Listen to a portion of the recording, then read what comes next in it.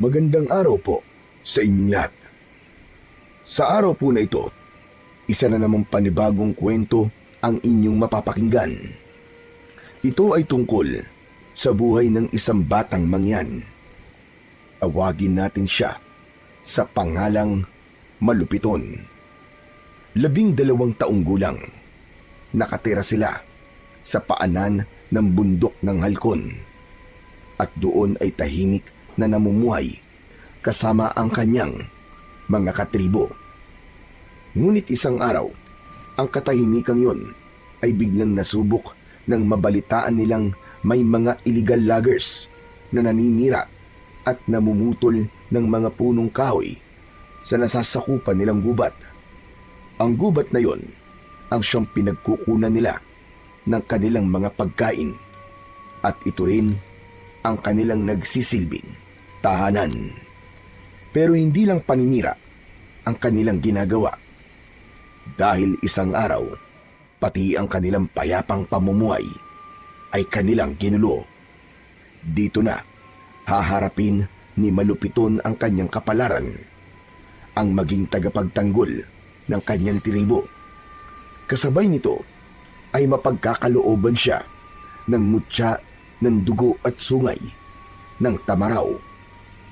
Handa ka bang tuklasin kung paano haharapin ng batang mangyan ang mga halimaw na sumisira sa kanilang komunidad? At paano kaya niya gagamitin ang kapangyarihang ibinigay sa kanya para siya ay makalaban? Sapat na ba ang kapangyarihang yun para panlaban sa kanyang mga kaaway? E paano kung matutuklasan niyang hindi pala tao ang mga ito, kundi mga aswang? Ngunit bago po ang lahat, mga idol, huwag po natin kalimutang mag-subscribe at i-hit ang notification bell sa aking YouTube channel na The Voice Addict at Apong Isaak para sa mas marami pang makapigil hininga na kwentong aswang at katatakutan mula sa mundo ng kababalaghan. Umpisahan na po natin ang kwento. 2 taon na ang nakalipas mula nung mailibing ang dating lider ng mga mangyan na nakatira sa paanan ng bundok Halcon. Dumating na ang pinakahihintay nilang araw para isagawa ang kanilang ritual na kung tawagin nila ay kutkot. Tahimik ang paligid habang unti-unting hinuhukay ng 4 na kalalakihan ang libingan sa ilalim ng dating bahay ng yumaong lider. Nakaluhod sila, maingat na tinatanggal ang lupa at mga bato. Ang mga matatandang babae naman ay nakapalibot, hawak ang mga telang pambalot. Ilang sandali pa, nakita na nila ang labi. Maingat nila itong nilinis. Inayos ng gusto ang mga buto. Pagkatapos malinis ang mga buto, sinimulan na ang paggawa ng sinakot. Isa-isang binalot ang mga buto sa makapal na tela hanggang mabuo ang hugis ng isang taong nakabaluktot ang tuhod patungo sa kanyang dibdib na parabang ayos ng isang sanggol sa loob ng sinapupunan. Pagkatapos nito ay dadalhin na ang mga buto sa kuwebang bato. Pinagtulungan ng ilang malalakas na lalaki na buhatin yon, at habang ginagawa yon, bumubulong naman ng panalangin ang kanilang balian. Isang matandang lalaki na may kakayahang manggamot at maalam sa mga orasyon at ibang dasal. Siya ang gumagabay sa ritual upang masigurong ligtas ang espiritu sa paglalakbay nito. Layunin nilang ilagak ang mga buto sa isang sagradong kuweba na kanilang pinaniniwalaang daanan ng mga espiritu patungo sa lupain ng kanilang mga ninuno. Sa kanila, ang kuweba ay banal at mahigpit na ipinagbabawal na galawin ng mga hindi kabilang sa kanilang tribo. Bawal ding pumasok, lalo na kapag hindi pinahihintulutan. Habang papunta sila sa kuweba, tumutunog ang mga gong at nagsimula ang sayaw na tarok. Kasunod ng mga sumasayaw ay ang mga kababaihang may dalang mga basket na puno ng prutas, palay at mga bulaklak na ihahandog para sa espiritu ng yumaong lider. Kabilang sa naglalakad ay ang magkaibigang si Malupiton at ang kaibigan niyang si Balong. Tahimik nilang sinusundan ang prosesyon. Si Malupiton ay anak ng kasalukuyang lider na si Lakan Daturos at lolo niya rin ang kasalukuyang inilalagak sa huling hantungan. Tahimik lamang si Malupiton habang pinagmamasdan ang ritual, ngunit ilang sandali pa ay nagsalita si Balong. Kumusta ka na ngayon? Ayos ka lang ba, Malupiton?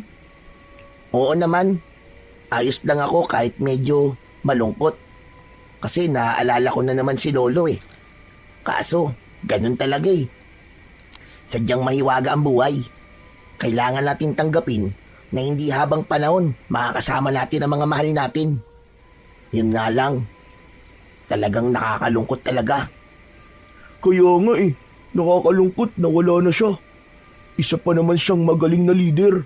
Mas mabait siya kumpara sa tatay mo na napaka-istrikto at saka madamot. Hoy, hindi naman madamot ang ama ko ah. Sadyang may mga pagkakataon lang na kailangan magtipid. Kasi di ba, hindi maganda yung mga ani natin itong mga nakaraang buwan. Tapos, nagka-landslide pa. Kaya sarado yung daan papuntang palengke. Hindi tuloy makapagbenta yung mga kasama natin sa tribo. Pasensya ka na, Malupiton na. Naikukumpara ko lang naman sila. Kasi yung lolo mo, sa mga panahong ganito na nagigipit tayo, siya talagang gumagawa ng paraan para hindi tayo magutom, di ba? Kahit mahirap, nagagawan pa rin niyang magbigay at magpakain sa mga tao. Alam ko ang sinasabi mo at naiintindihan ko. Kaya lang wala na tayong magagawa. Magkaibang tao talaga sila eh. Oo nga, pero alam mo, bilib talaga ako sa lolo mo. May naikwento sa akin si tatay. Hindi ko lang alam kung alam mo ah.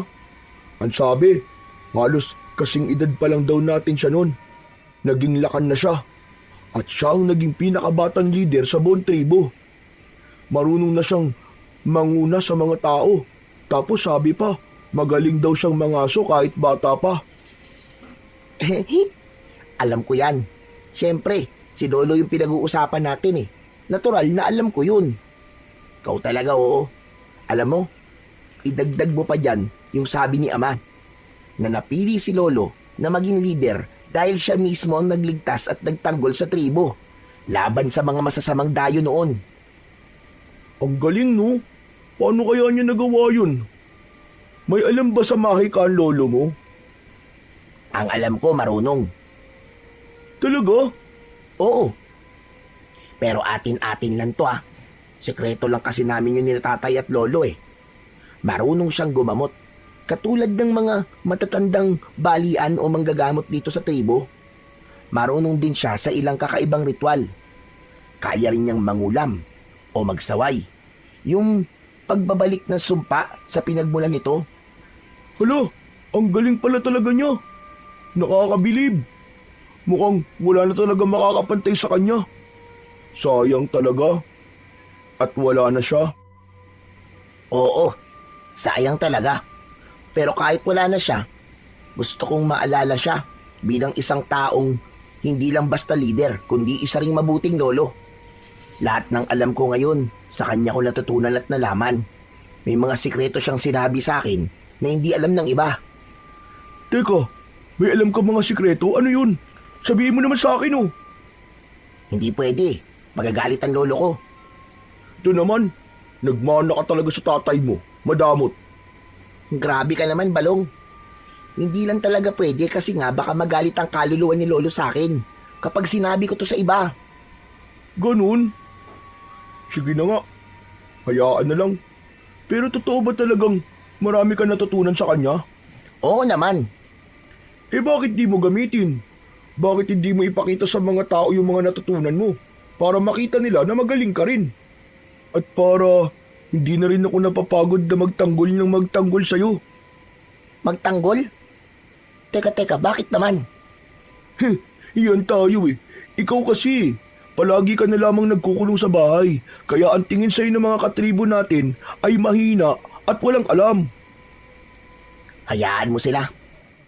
Ayoko nung sinasabi mo na kailangan kong ipagyabang kung ano ang meron sa akin. Hindi. Basta ako, ang gusto ko ngayon ay mag-aral at magpakadalubhasa ng sikreto lang. Naku, sinasabi ko sa'yo malupiton. Mas mainam na mailantad na kung gaano ka kagaling. Alam mo kung bakit? Bakit? Sige nga. Narinig ko sa usapan na kapag dumating daw ang panahon na kailangan ng palitan ng tatay mo, malamang sa malamang ay sa ibang pamilya na maghahanap ng kapalit niya. Dahil hindi ka raw talaga nila nakikitaan ng mga katangiang pwedeng maging leader. Kasi mahina ka raw eh. Hindi ako mahina, Balong. Napayuko si Malupiton. Batid niya ang sinabi ng kanyang kaibigang si Balong. Alam niyang sa mata ng iba, siya ay tamad, mahina at hindi rin marunong makihalubilo. Lagi lang nasa loob ng bahay, lalo na nung buhay pa ang kanyang lolo.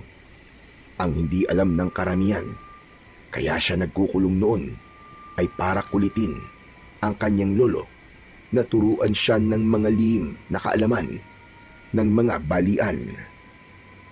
Nagpatuloy ang pang-aasar ni Balong, ngunit sa halip na sumagot pa, ay tahimik na lamang ang batang si Malupiton. Huminto na rin sila sa paglalakad dahil narating na nila ang bukana ng kuweba. Tumingin siya sa sinakot na unti-unti nang ipinapasok doon. At sa sandaling yon, nanumpa siya sa labi ng kanyang lolo na balang araw, ipapakita niya sa lahat na mali ang tingin nila sa kanya. Ilang sandali pa ay natapos na ang ritual. Matapos mailagak ang sinakot sa pinakaloob ng sagradong kuweba, isa-isa nang nagsiuwian ang mga tao. Sumunod na rin si Malupiton sa agos ng mga taong pauwi. Ngunit sa halip na umuwi sa bahay ng kanyang ama, ay dumiretso siya sa bahay ng kanyang lolo. 2 taon din nilang hindi napasok ang bahay na yon, simula nang mamatay ang matanda. Ayon sa kanilang kaugalian, ang bahay ng patay ay bawal pasukin o tirihan ng mga kamag-anak hanggat hindi nilalagak sa sagradong kuweba ang kanyang sinakot. Mabigat ang pakiramdam niya habang inaakyat ang hagdan papasok sa bahay. Parang bawat pagakbang niya ay naaalala niya ang kanyang lolo.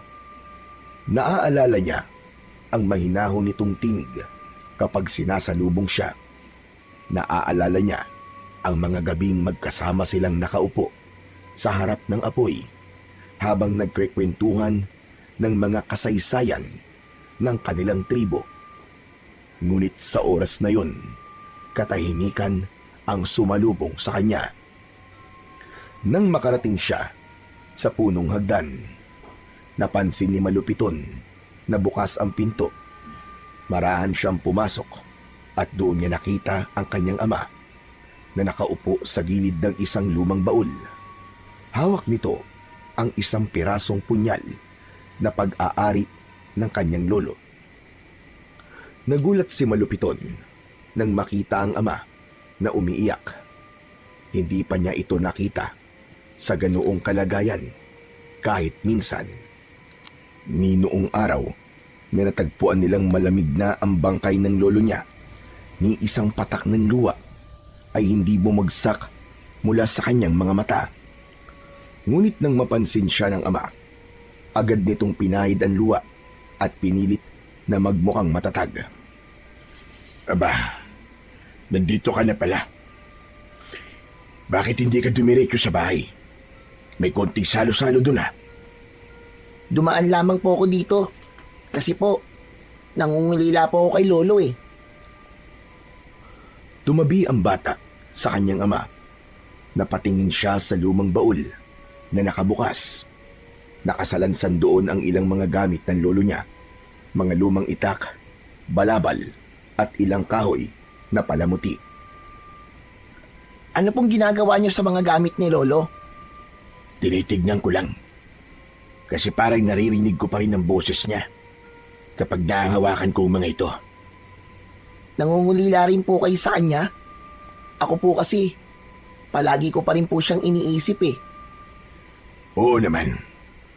Pero anak, hindi tamang palagi natin siyang iisipin. Kailangan na nating magpatuloy. Hindi pwedeng puro alaala na lang. Kailangan nating kumilos para sa ating tribo. Ano pong ibig niyo sabihin? Simula bukas, anak, tuturuan na mga batang 10 taong gulang pataas kung paano mangaso at humawak ng sibat. At kasama ka roon. Ako po? Pero di ba po, nung si Lolo ang leader, hinahayaan lang po niya kami maglaro?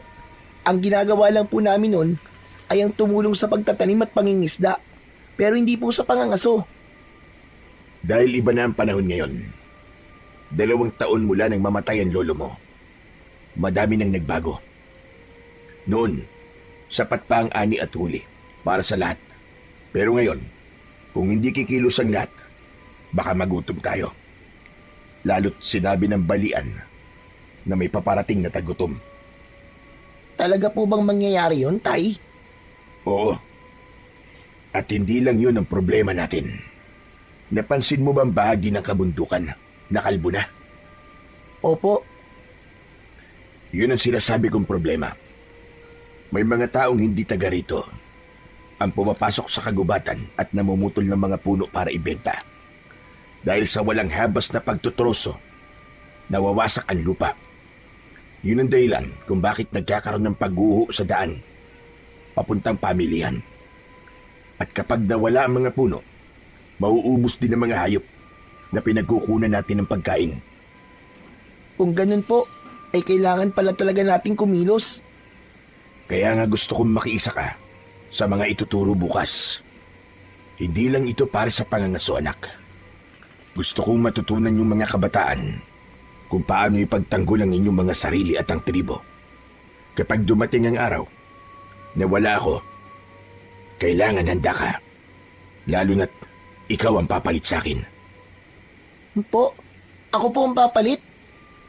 Pero sabi po nila mahina daw po ako at walang alam. At sinong may sabi niyan? May narinig lang po na usapan ng kaibigan ko. Kung sinasabi nilang wala kang alam, ayos lang yun. Alam mo kung bakit? Kasi wala namang ipinanganak na may alam na. Walang ipinanganak na agad ay malakas na. At mas lalong walang ipinanganak na handa na kagad humawak ng responsibilidad. Ang pagiging pinuno, anak, ay matututunan. 1, 2, hanggang sa libu-libong hakbang. Kailangan mo lang magsanay. Magiging katulad mo din kami. Totoo po. Pero paano po kung di ko po kayanin? Paano po kung totoo naman po yung sinasabi nila sa akin? At bakit ka maniniwala sa sasabihin ng iba? Ikaw ang mas nakakakilala sa sarili mo, malupiton. Huwag mong kalilimutan, dala mo ang dugo ng ating lahi. Ang dugo ng isang pinuno. Hindi ka mahina tulad ng iniisip ng iba. Yan ang itatak mo sa isip mo. Opo. Sana po ay tama po kayo. Hindi sana, anak. Sigurado ko. Kaya nga bukas, simulan mo na. Matuto kang mangaso gamit ng sibat at pana. At higit sa lahat, matuto kang magbantay ng kagubatan natin. Hindi lang ito tungkol sa pagkain, kundi sa kaligtasan ng buong tribo. Nating lahat. Sige po, Ama. Nagtagal pa ang kanilang pag-uusap. Ikinuwento nila Kandaturos ang mga plano niya para sa kabataan at mas kinaan simpleng paraan ng pagbabantay sa kagubatan laban sa mga dayong namumutol ng mga puno. Ipinangako ni Malupiton sa kanyang ama na gagawin niya ang lahat ng kanyang makakaya. Kahit pa nangangamba siya sa mga hamon na paparating sa kanilang tribo. Pagkatapos ng kanilang pag-uusap, maingat na isa-isang ibinalik nila Kandaturos ang mga gamit ng matanda sa loob ng baul at maingat niya itong isinara. Tumayo na sila at sabay na lumabas ng bahay. Tahimik silang naglakad pauwi at pagdating nila doon ay agad na naamoy ni Malupiton ang amoy ng inihaw na isda at ang sabaw ng nilagang baboy damo. Nasa gitna ng bakuran ang kanilang mga katribo, nakapalibot sa isang mahabang mesa na yari sa kawayan. May sapin itong dahon ng saging at abala ang lahat sa paghahanda ng pagkain. Ginagawa nila ito upang parangalan ang alaala ng yumao at magpasalamat sa lahat ng mga biyayang natatanggap ng tribo. Kumakanta ang mga matatanda ng lumang awitin na mula pa sa kanilang mga ninuno at may kwentuhan tungkol sa kabutihan ng taong pumanaw. Habang kumakain, nakikinig lang si Malupiton sa mga matatanda na nagkikwento ng kabayanihan ng kanyang lolo. Natutuwa siyang isipin na ang kanyang lolo ay hinahangaan at minamahal talaga ng lahat. Ngunit kapalit ng tuwang yon, habang pinakikinggan niya ang usapan kung gaano katapang at katalino ang kanyang lolo, napaisip siya kung kakayanin ba niyang mapantayan ang mga yon. Tahimik lang siyang kumain, ngunit sa loob-loob niya, nagsisimula ng mabuo ang matinding hangarin niya na patunayan ang kanyang sarili sa lahat. Minsan ay napapatingin siya sa kanyang ama na abala pa rin sa pakikipag-usap sa ibang matatanda. Kita sa mukha nito ang bigat ng responsibilidad bilang isang lider. Samantala, pagkatapos kumain ng lahat, ay nagsimula na ang isang simpleng ritual ng pasasalamat nila sa mga espiritu ng kalikasan. Tumayo ang balian at sinindihan ng halamang may mabangong usok. Isa-isang nagbigay ng galang ang mga tao. Inilalapit ang kamay sa usok at itinaas ito bilang tanda ng pasasalamat at paghingi na rin ng proteksyon para sa tribo. Maya-maya pa ay biglang nabaling ang tingin ni Malupiton sa gawing likuran ng mga puno sa di kalayuan. Doon niya nakita ang isang tapanaw na tila nakasilip at pinagmamasdan ang ginagawa nilang ritual. Tumayo siya at naglakad ng dahan-dahan dahil sa pag-aakalang baka isa ito sa mga alagang ginagamit ng kanilang tribo sa pagsasaka at nakawala. Ngunit mailap ang hayop. Sa sandaling nakita siyang papalapit, bigla itong tumakbo papasok sa gubat. Ngunit bago pa tuluyang mawala ito sa kanyang paningin, napansin niya na kakaiba ito.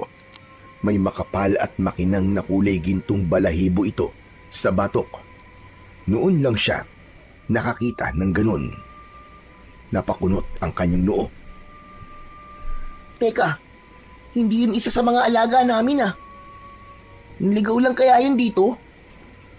Habang sinusundan niya ng tingin ang direksyon na tinahak ng hayop, biglang may kumalabit sa kanya.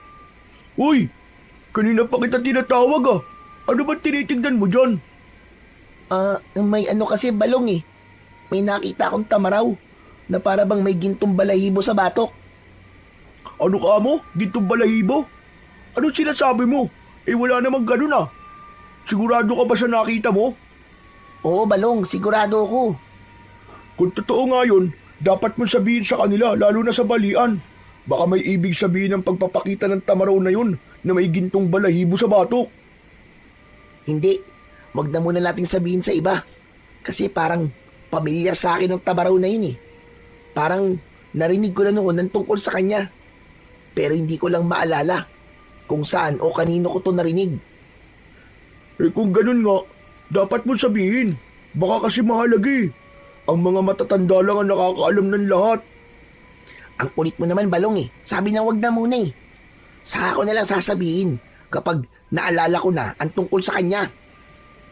Ewan ko sa'yo, pero para sa akin, mas ligtas kung ipapaalam na natin. Anong ligtas? Bakit sa tingin mo ba? Kaya tayong ipahamak ng tamaraw na yun? Hindi salot ang anumang hayop. Wala pang tamaraw na nananakit sa atin. Sige na nga, sikreto na nga lang muna natin. Hindi naman ako mananalo sa'yo eh. Nakumbinsi ni Malupiton ang kanyang kaibigan ni si Balong sa kanyang gusto. Ngunit bago pa matapos ang kanilang usapan, biglang nagbago ng paksa si Balong. Alam mo na ba yung tungkol sa plano ng Lakan na pati yung mga bata ay sasabak na sa pangangaso? Ha? Oo, alam ko na. Sinabi niya na kanina. Pero hindi naman niya sinabi sa akin na sasabak tayo sa pangangaso. Ang batid ko, tuturuan at sasanayin lang niya tayo na humawak ng mga gamit sa pangangaso. Sus, doon na rin pupunta yun eh. Ano ka ba? Kaya tayo sasanayin ay dahil pati tayo kailangan na rin mangaso. Kailangan na rin nating pakainin ang buong tribo. Sa bagay, tama ka. O di ba? Pero sa totoo lang, hindi naman ako tutol. Hindi rin ako kinakabahan kasi alam mo na, hindi naman ako mahihirapan eh. Alam kong kaya ko, kahit ano pa ang ituro nila. Ganun ba? Oo! Madali lang naman matutong gumamit ng pana at palaso eh. Sisiw lang din sa akin ng pagbato ng sibat. Naku, sinasabi ko na sa'yo. Ako ang magiging pinakamagaling bukas. Oo nga, Balong. Siguro nga. Anong siguro nga? Hindi ka ba bilib sa akin? Ikaw, kaya mo ba? Ha? Ewan ko. Hindi ko pa alam kung kaya ko eh. Naku, wag mong alalahanin yun. Basta nandito ako, tuturuan kita. Kasangga mo yata ako. Tinapik siya ni Balong sa balikat. May halong yabang, pero may konting lambing din sa tono. Napangiti si Malupiton, kahit alam niyang bagyang nang aasar lang si Balong. Sa loob-loob niya, hindi siya tulad ng kaibigan na puno ng kumpiyansa. Ngunit alam niyang wala siyang balak umatras. Gagawin niya ang lahat para matuto. Hindi lang para patunayan sa iba na kaya niya, kundi para sa seguridad ng buong tribo.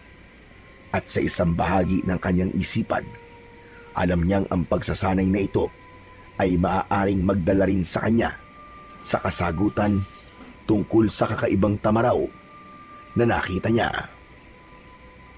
Kinagabihan, nagtipon-tipon ang mga matatanda sa bulwagan ng tribo.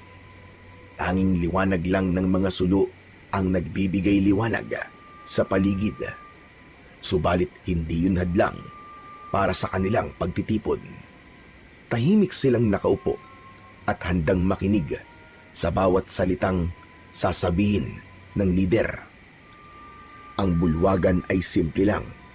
Nakaupo silang lahat sa lupa at nakaharap sa nasa harap nilang si Lakan Daturos.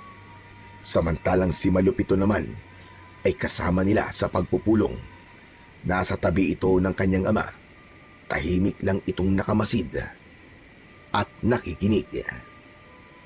Guwahon, may balitang nakarating sa akin mula sa ilang tanod sa gubat na may mga bagong dating na dayo. Namumutol sila ng mga puno na walang paintulot. At sabi pa, ay malapit lang dito sa atin.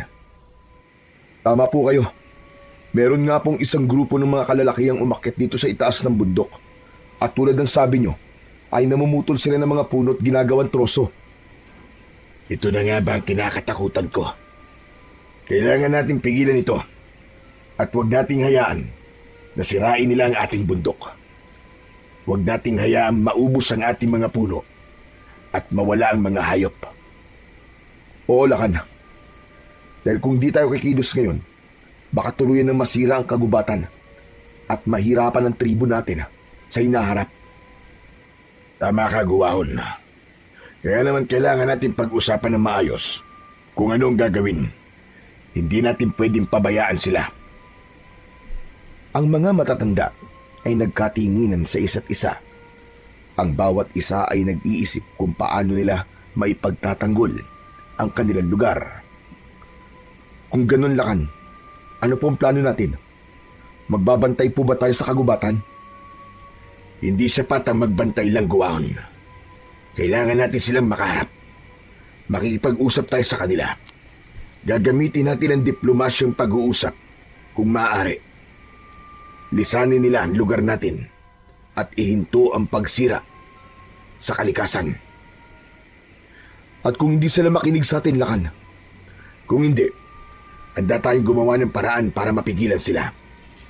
Hindi natin hahayaan na masira ang ating bundok at ang mga pinagkukunan natin ng pagkain. Ngunit sana, hindi na umabot sa ganun. Mas maganda na malutas natin ang bagay na to nang walang gulo. Tama po kayo, Lakan. Mas mainam nga po na maayos ang usapan. Ngunit, dapat din po tayo maganda.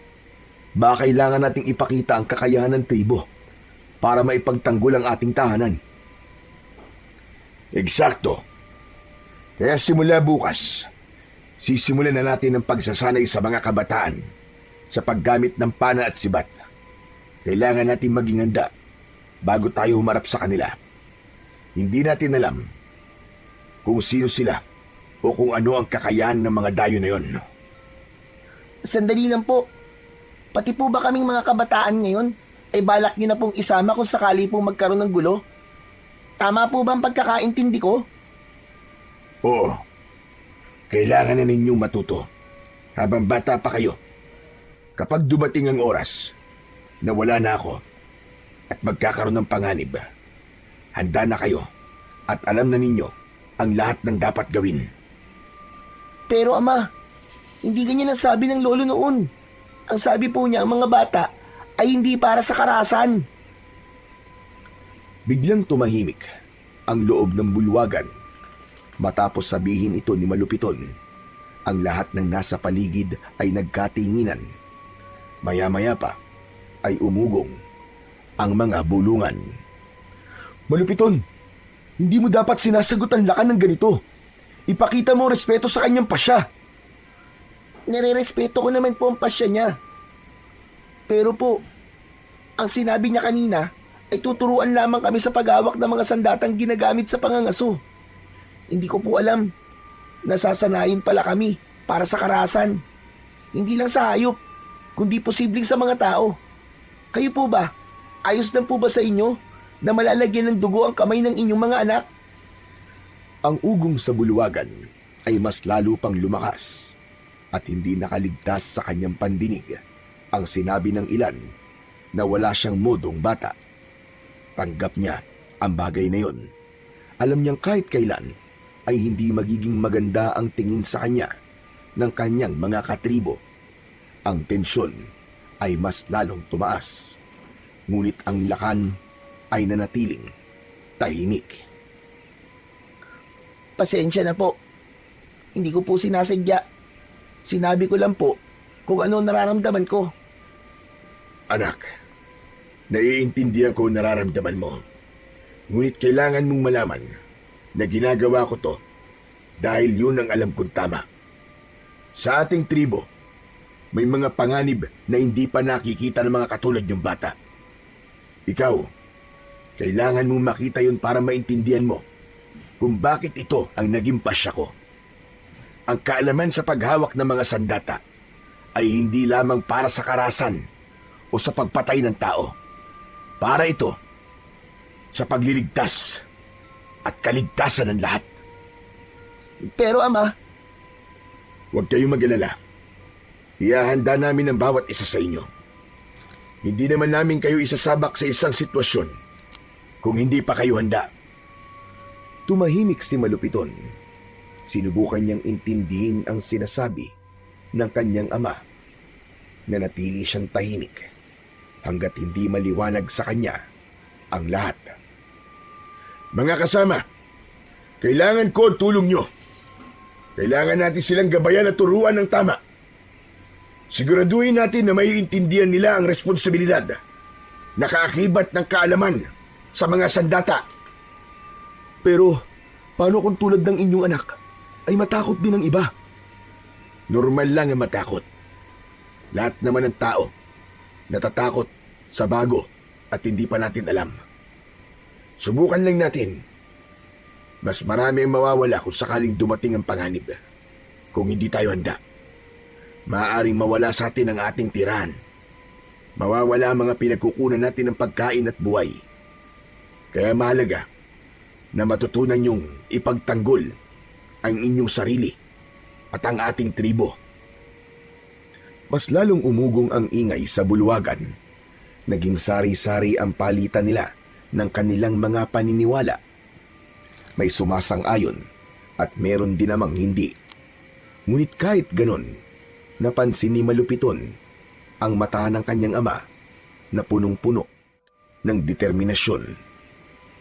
Kahit ibang-iba ang paraan ng pamamalakad nito sa kanyang lolo, alam niyang ibang walang nais ang lakan, kundi ang kabutihan ng lahat ng kanyang nasasakupan. Simula bukas, sisimulan na natin ang pagsasanay sa kanila. Nagpatuloy ang usap-usapan at sa huli, walang nagawa ang lahat kundi ang sumunod sa pasya ng kanilang lakan. Alam nilang matalino at may malasakit sa tribo ito. Kaya kahit hindi lubos na naiintindihan ng lahat ang pasya, iginagalang nila ang kanyang utos. Pagkatapos ng mahabang pagpupulong, nagsimula ng mag-uwian ang mga tao. Tahimik na ring pumasok si Malupiton sa kanilang tahanan. Mabigat ang pakiramdam niya. Hinubad niya ang kanyang suot na abay at nagpalit ng bago. Nang matapos niyang linisin ang katawan, ay nahiga na siya sa kanyang higaan. Nakatingala siya sa bubong at iniisip kung ano ang magagawa ng isang batang katulad niya kapag nagkaroon ng kaguluhan. Tila paulit-ulit na bumabalik sa isip niya ang sinabi ng kanyang ama at ang mga bulungan kanina. Maya-maya pa, nang hindi makuha ang antok, bumangon siya at naupo sa tapat ng bintana. Sa labas ay tinanaw niya ang maliwanag na buwan at mga bituin sa langit. Kita din niya ang malahiganting anino ng bundok halkon. Napangiti siya sa magandang tanawin na yon. Guminhawa ang pakiramdam niya. Pero ilang sandali pa, biglang napansin niya ang isang nilalang na gumagalaw sa may kakauyan.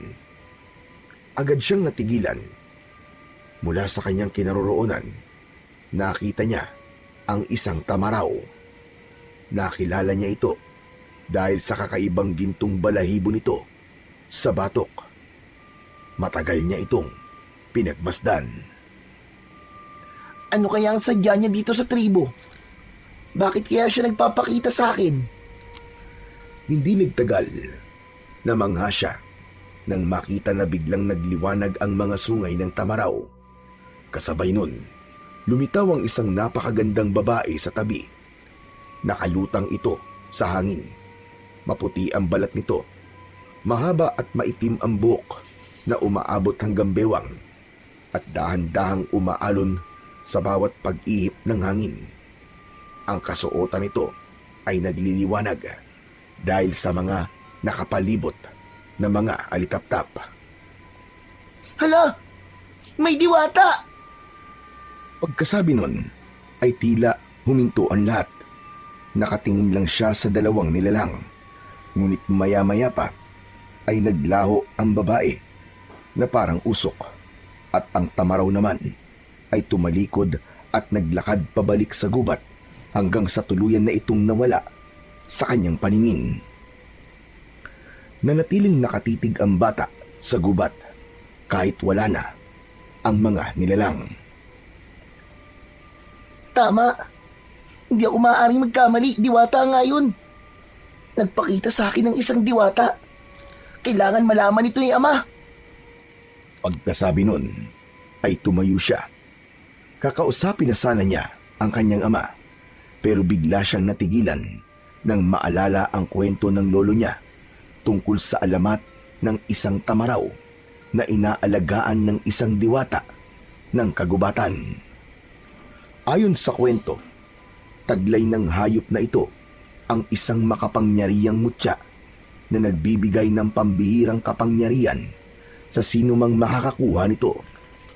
Ngunit bago makuha ang mutya, kailangan munang mamatay ng hayop. Wala siyang matandaan na panganib na nabanggit ang kanyang lolo tungkol dito. Ngunit malinaw sa kanya na isang biyaya ang pagpapakita sa kanya ng diwata. Sa kabila nito, ipinilig niya ang ulo niya dahil hindi naman siya naghahangad ng kapangyarihan at lalong ayaw niyang magkaroon nito dahil takot siyang magamit niya ito sa kasamaan. Ang tahimik na pamumuhay ay sapat na para sa kanya. Bumalik siya sa bintana at marahang isinara ito, pero biglang nagulat nang marinig ang kanyang ama sa kanyang likod. Bakit hindi ka pa natutulog, malupiton? Wala po, Ama. Tinitignan ko lang po ang kalangitan. Maganda ang gabi. Malinaw ang buwan at tahimik ang kagubatan. Pero dapat ay nagpapahinga ka na. Maaga pa ang pagsasanay bukas. Opo, Ama. Pasensya na po. Sandali. Hanggang ngayon ba ay iniisip mo pa rin ang tungkol sa pasya ko? O baka may iba kang iniisip? Hindi po, Ama. Ayos na po ako. O sige. Pero tandaan mo, anak. Ano mang iniisip o nararamdaman mo, maaari mong sabihin sa akin, ha? Huwag kang maglilihim sa akin, anak. Handa akong makinig sa'yo. Opo, Ama. Tatandaan ko po ang inyong sinabi. Matapos yun, tinapik siya ng lakan sa balikat at lumabas na ng silid. Humiga na rin siya pagkaraan ng ilang sandali at ipinikit ang kanyang mga mata. At sa huling pagkakataon, bago tuluyang makatulog, nanatili sa isip niya ang liwanag ng sungay ng Tamaraw at ang anyo ng diwata. Ilang oras ang nagdaan, biglang may humawak sa kanyang pisngi. Malamig ang kamay at madiin. Bigla siyang napabalikwas at bumungad sa kanya ang malapad na ngiti ng kaibigan niyang si Balong. Tululaway ka pa! Bumangon ka na nga dyan! Ano ba? Ikaw naman, oh. Bakit ka ba nandito, Balong? Natutulog pa yung tao eh. Nangiistorbo ka. Anong istorbo sinasabi mo? Hoy, malupiton! Alam mo bang kaya ako nandito ay dahil inutusan ako ng lakan, nagisingin ka na dahil malapit na magsimula ang pagsasanay. Kaya bilisan mo, bumangon ka na dyan. Bago pa ang mismong lakan ang gigising sa'yo. Bahala ka. Pagagalitan ka na naman nun. Napabuntong hininga ang bata at umupo sa higaan. Oo na, sandali lang. Mabilis siyang naganda, naghilamos, nag-ayos ng buhok at nagpalit ng malinis na abay o bahag na gawa sa balat ng puno. Bilis na, ang bagal-bagal mo talaga kumilos kahit kailan. Oo na, tapos na. Mabilis silang lumabas ng bahay at tumakbo patungo sa maluwag na bakuran sa gitna ng nayon, kung saan nakita na nilang nakahanda ang mga pana at sibat at mga target na yari sa puno ng saging. Naroon na rin ang iba pang mga kabataan.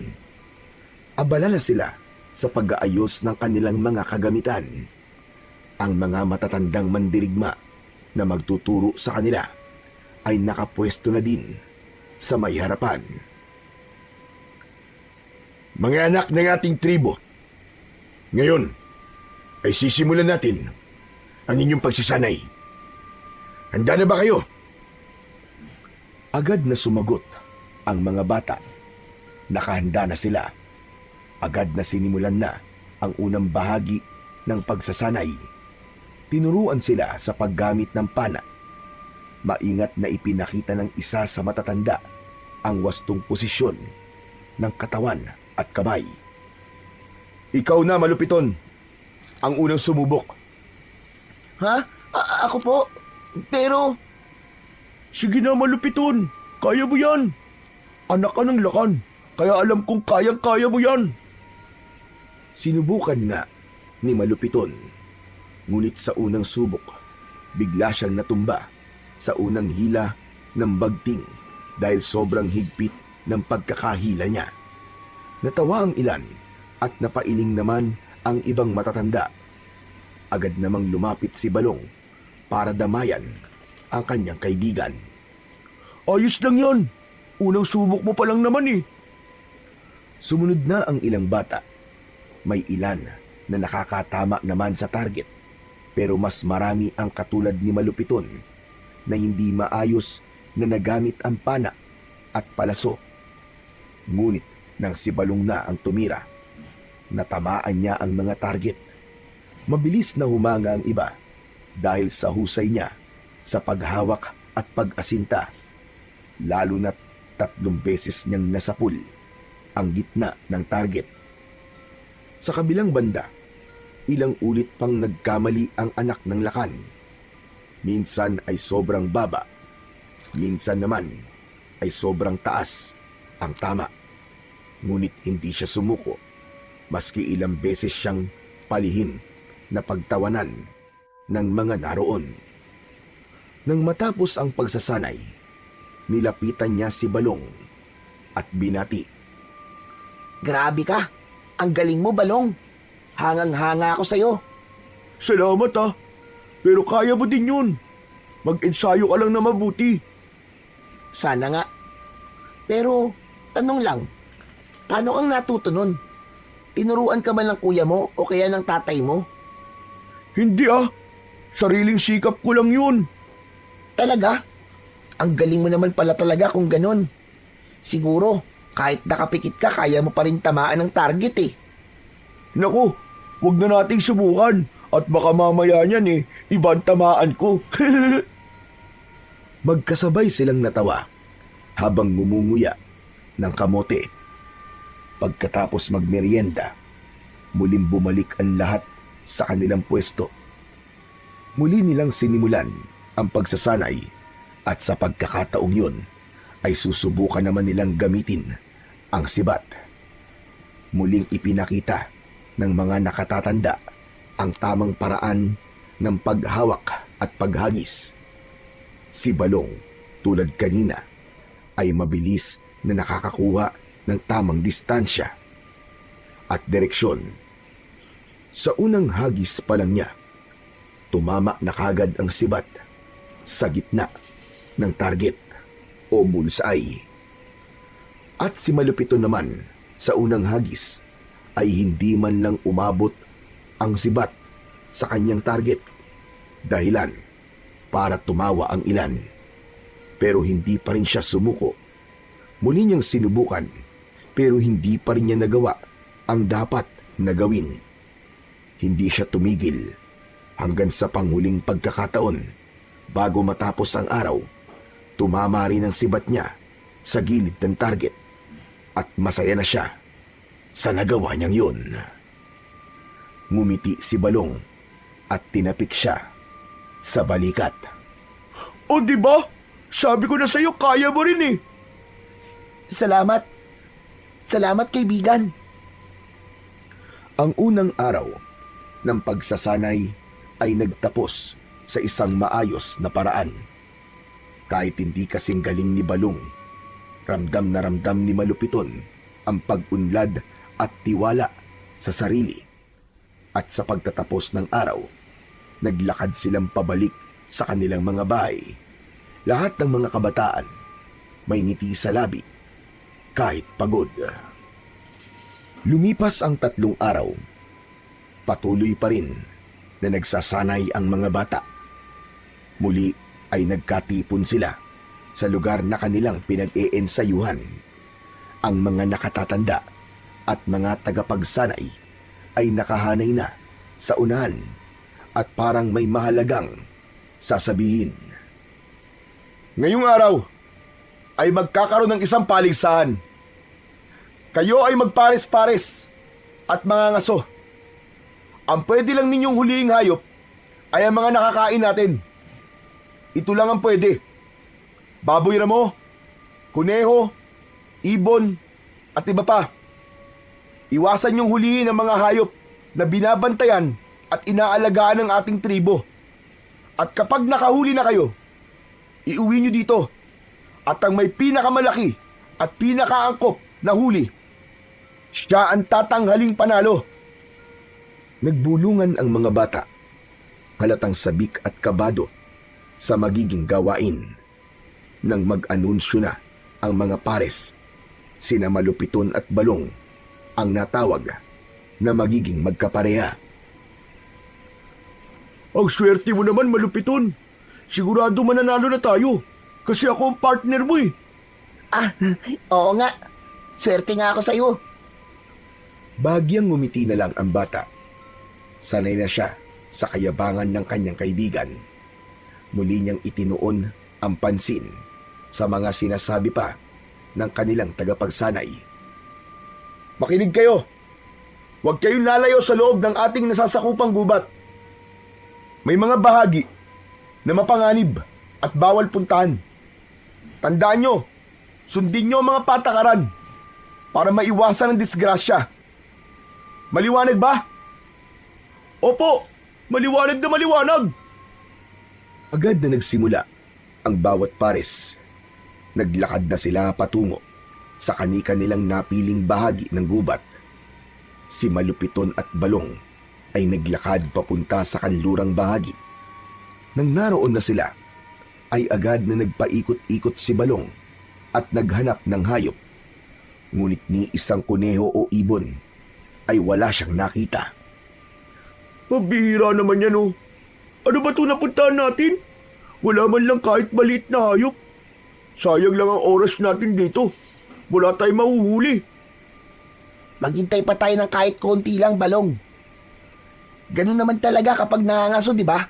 Kailangan, matyaga ka. Hindi natin kailangan magtyaga dito, Malupiton. Tignan mo ang tahimik ng lugar. Alam mo, mas maganda kung lalayo tayo ng konti. Baka sa banda ron ay may makita na tayong hayop. Hindi pwede, Balong. Di ba sabi nila dito lang tayo sa loob ng nasasakupan natin? Baka mapahamak tayo kung lalayo tayo. Hindi yan. Bakit? Malalaman ba nila? Hindi, pero nasa panuntunan ng paligsahan na hindi tayo dapat lumayo, di ba? Kung lalabas tayo, pandaraya na ang tawag dun. Naku, ang dami mo pa sinasabi. Halika na. Huwag, Balong. Alam ko na. Natatakot ka, no? Kung natatakot ka, dito ka na lang. Ako, lalayo na. Hindi na napigilan ni Malupiton ang kanyang kaibigan. Naglakad na palayo si Balong. Napabuntong hininga na lamang ang bata at kahit labag sa loob niya, sumunod na rin siya.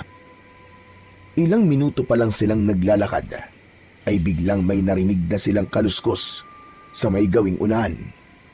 At mula sa likod ng mga puno, may lumabas na baboy ramo. Ayun! Nakikita mo ba? Nakikita ko! Meron na tayo may uuwi! Ayos! Bago pa siya masaway ni Malupiton, ay mabilis nang tumakbo si Balong palapit sa hayop. Muli niyang hinawakan ito, pero hindi siya ulit pinakinggan. Tumakbo ang baboy ramo nang makitang may papalapit sa kanya. Hinabol ito ni Balong. Hintay! Sandali lang, Balong! Ngunit naging mabilis palalo ang takbo ni Balong hanggang sa tuluyan na itong naglao sa kanyang paningin. Binilisan na rin niya ang pagtakbo habang patuloy na isinisigaw ang pangalan ng kanyang kaibigan. hanggang sa isang malakas na sigaw at ungol ang kanyang narinig. "Tulong! Tulungan niyo ako!" Sinundan niya ang boses at natagpuan niya ang kaibigan na nakabitin sa gilid ng isang matarik na bangin. Sa itaas nito, nakatayo ang mabagsik na baboy ramo. Handang sumalakay, halos mawalan ng kulay ang muka ni Balong dahil sa labis na takot. Sandali lang, Balong! Huwag kang bibitiw! Agad na pumwesto si Malupiton at iniumang ang kanyang sibat. Sinubukan niyang bugawin ang baboy ramo pero bigla siya nitong sinugod. Mabilis na umatras at umiwas ang bata. Saka muling pumwesto para makahanap ng tamang tiyempo. Muli itong sumalakay at sa pagkakataong yun, isinangga niya ang sibat sa katawan upang mapigilan ang baboy ramo na siya ay kagatin.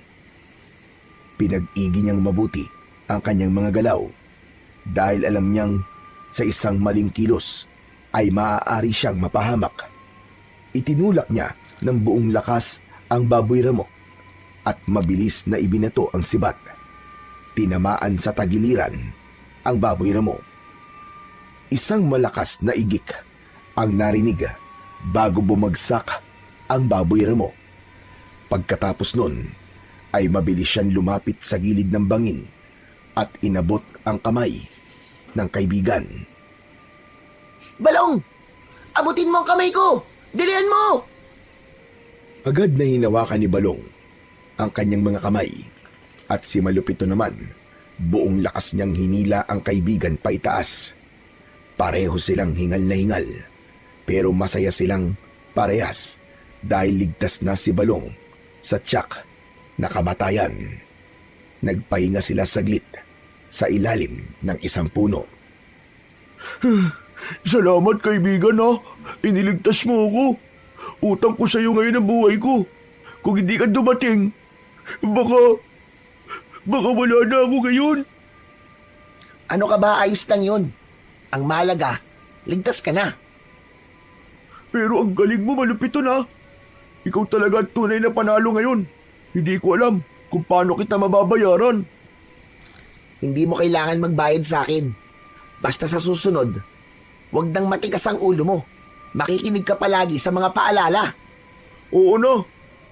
Ay, akala ko talaga katapusan ko na kanina. Napakabangis pala talaga ng baboy ramo. Natakot din ako eh. Hindi pala talaga madali ang mga suno. Kaya nga eh. Teka, paano mo nga pala napatay yung baboy ramo? Saan mo tinamaan yan? Sa tagiliran, tinamaan siya ng binato kong sibat. Wow, ang galing ah! At talagang nasapul mo. Napakatapang mo rin naman pala eh.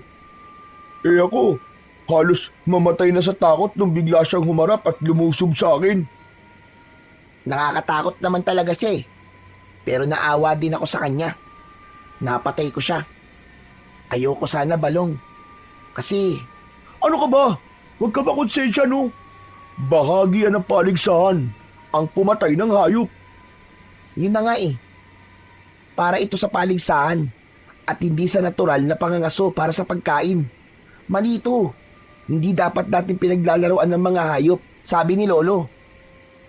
Pero kakainin din naman to, di ba? Hindi naman masasayang eh. Oo nga. Pero iba pa rin ang dahilan. Kung para sa pangangailangan, tama lang. Pero kung para lang sa pangpaligsahan, hindi ako komportable. Baka magalit ang mga diwatang nagbabantay dito sa gubat. Alam mo, minsan masyado ka seryoso. Pero naiintindihan ko naman yung punto mo. Yun nga lang, anong gagawin natin? Kailangan natin sumunod sa kanila eh. Dahil kung hindi tayo papasa at hindi tayo mananalo. Ewan ko sa'yo. Puro panalo nasa utak mo. Tara na nga. Teka lang, may sasabihin pa ako eh. Ano ba sasabihin mo? Salamat ha kasi hindi na lang buhay ang utang ko sa'yo. Kundi dahil sa'yo, wala tayong may uuwing huli ngayon. Huli nating dalawa yan. Pinagtulungan natin. Kaya pareho tayong may ambag. Hindi. Ikaw talaga ang gumawa ng lahat ng hirap, Malupiton. Wala akong ambag. Ako pa nga ang muntik ng gumawa ng problema dahil sa katigasan ng ulo ko. Kaya naman, pagdating natin dun, sasabihin ko sa lahat na magaling ka din. Ay hindi, sasabihin ko sa kanila na ikaw talaga ang pinakamagaling. Hayaan mo na nga yun kung ano-ano pa sinasabi mo eh. Mabuti pa, tara na, umuwi na tayo. O sige na, buhatin na natin itong baboy mo. O sige, partner. Binuhat nila ang baboy, pero sobrang nahirapan sila. Grabe, ang bigat naman ito. Parang mababali ang likod ko. Mabuti pa maghanap tayo ng matibay na kawayan para magawa natin siyang pasanin ng mas madali. Agad silang naghanap sa paligid at nakakita ng dalawang mahabang kawayan sa gilid ng gubat. Pinutol nila ito at ikinrus sa ilalim ng baboy ramo sa katinalian ng matibay na hibla ng yantok para hindi mahulog ang huli.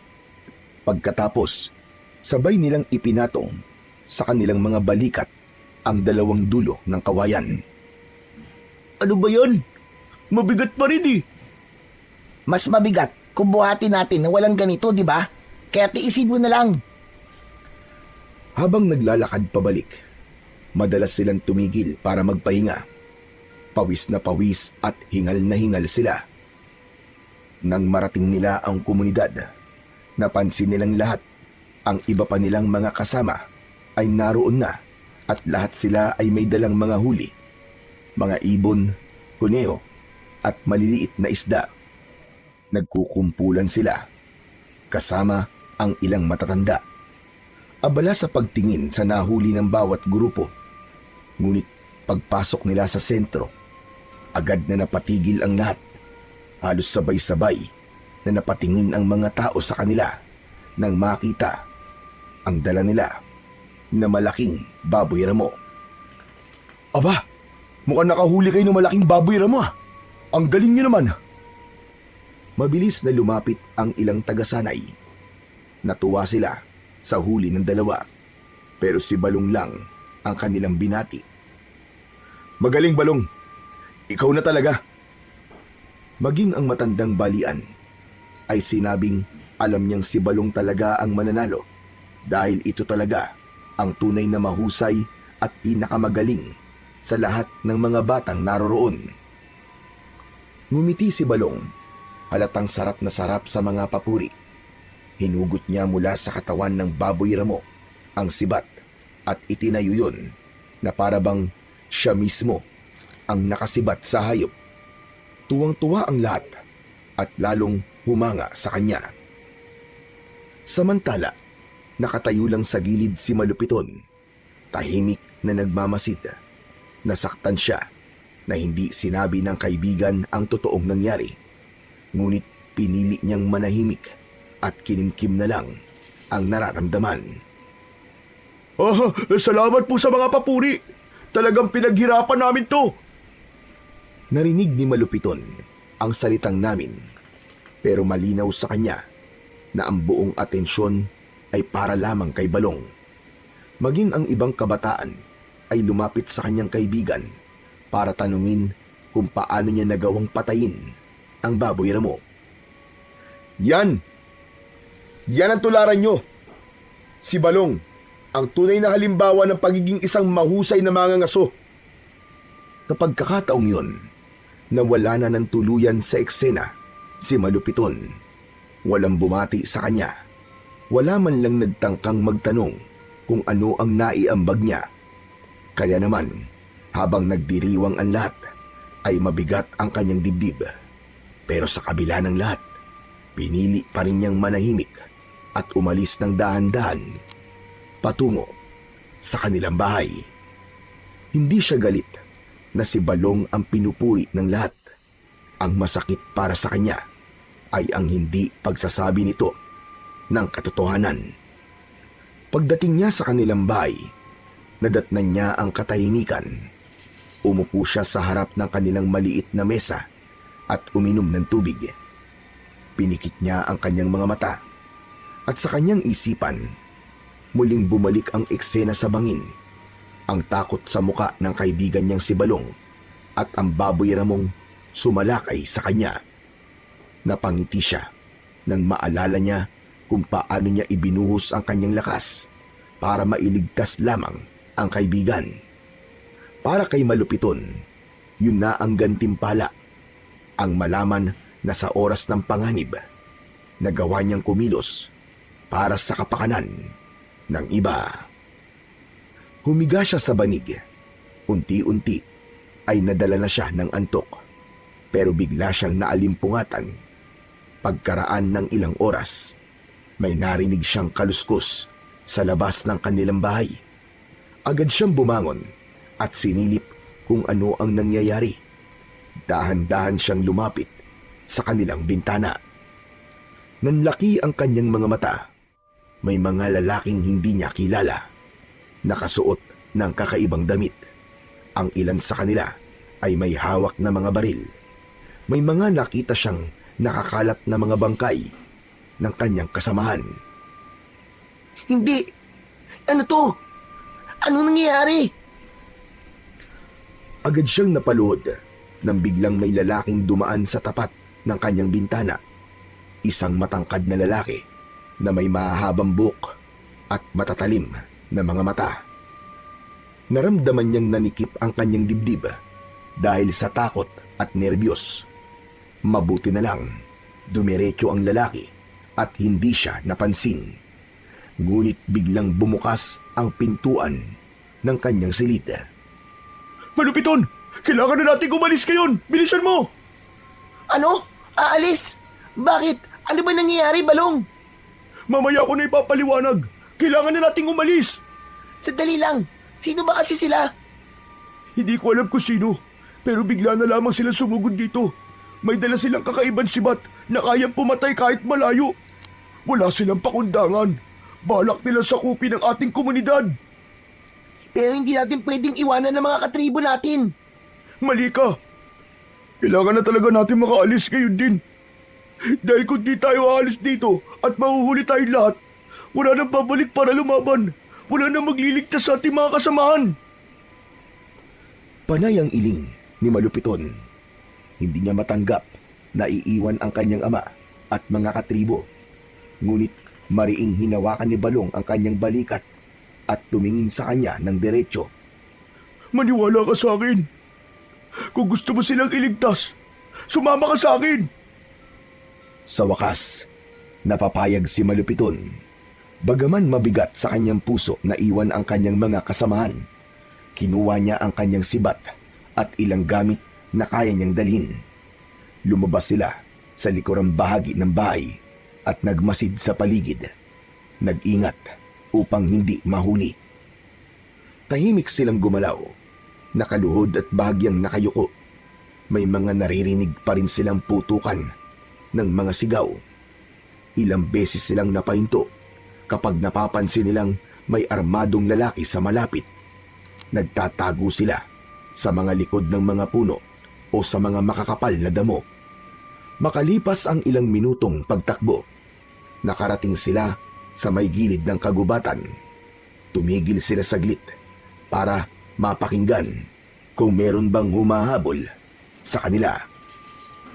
Mukhang ligtas tayo dito, pero kailangan pa rin nating makahanap na mapagtataguan. Saan tayo makakahanap nun? Yun ang di ko alam. Baka pwede naman mag-isip ka din. Hindi yung puro ako lang. Ah, puro ikaw. Hindi ba yun naman ang gusto mo, yung puro ikaw? Bakit ka nagre-reklamo ngayon? Panindigan mo yan. Bahala ka sa buhay mo. Ano? Bakit ganyan ka magsalita? Tungkol ba to kanina? Oo, Balong. Tungkol to kanina. At tungkol to sa laging nangyayari na pabida ka. Alam mo bang hanggang ngayon, hindi pa rin mawala sa isip ko ang ginawa mo kanina? Bakit mo hinayaan na isipin ng lahat na ikaw ang nakapatay sa baboy mo? Alam mo naman kung sino ang tunay na nakapatay sa kanya, di ba? Aba, galit ka pala. Bakit di ka nagsalita kanina? Di sana, ipinagsigawan mo na ikaw ang nakahuli. Mas madali yun, kaysa ako magpaliwanag ng lahat, di ba? At sa palagay mo ba, kapag ginawa ko yun, maniniwala sila sa akin? Problema mo na yun. Saka, meron din naman akong ambag dun ah. Kung hindi kita tinulungan na maiuwi ang baboy mo, Malalaman ba nila na nakahuli ka? Hindi yun ang punto ko. Hindi mo sinabi ang totoo eh. Pinabayaan mo silang purihin ka ng purihin. Kahit na ikaw mismo, alam mong hindi ikaw ang gumawa nun. Puro ka naman reklamo. Eh kung ikaw kaya ang nasa kalagayan ko, matutuwa ka ba? Sana man lang, binanggit mo ang pangalan ko. Sana man lang, sinabi mo ang katotohanan.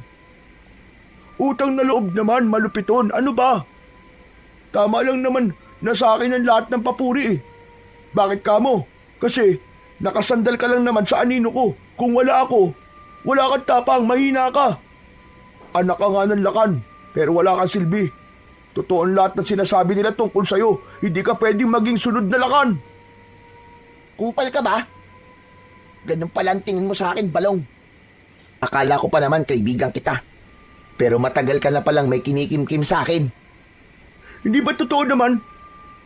Tignan mo na lang ang sarili mo nga. Ako ang totoong nagdadala sa'yo. Ako ang matapang. Kung wala ako, kikilos ka ba? Kung wala ako, lalabang ka ba? Mas malakas ako kaysa sa'yo. Eh ikaw, ano ka? Anak ka lang ng lakan. Anak lang. Anino ka lamang ng tatay mo. Oo, anak lang ako ng lakan. Oo, hindi ako kasing lakas at mas lalong hindi mo ako kasing yabang. Pero kahit kailan, Balong, hindi kita pinag-isipan ng masama. Kahit kailan, hindi ako nagmalaki sa'yo. Tinuring kitang kapatid, Balong. Sa lahat ng pagkakataon, ikaw ang una kong iniisip. O ano? Ako na ngayon ang masama. Bakit? Nagsabi lang naman ako ng totoo ah. Masakit bang marinig ang katotohanan na wala ka naman talaga silbi? Wala silbi? Hindi ba't buntik ka nang mamatay sa bangin kung di ako dumating? Natigilan si Balong. Hindi agad siya nakapagsalita at tila napahiya. Pero imbis na magpakumbaba, pinilit pa rin niyang panindigan ang kanyang kayabangan. Nagpasalamat naman ako ah. Saka ano bang ipinuputok ng butchi mo? Eh sinabi ko ba sa iyong iligtas mo ko?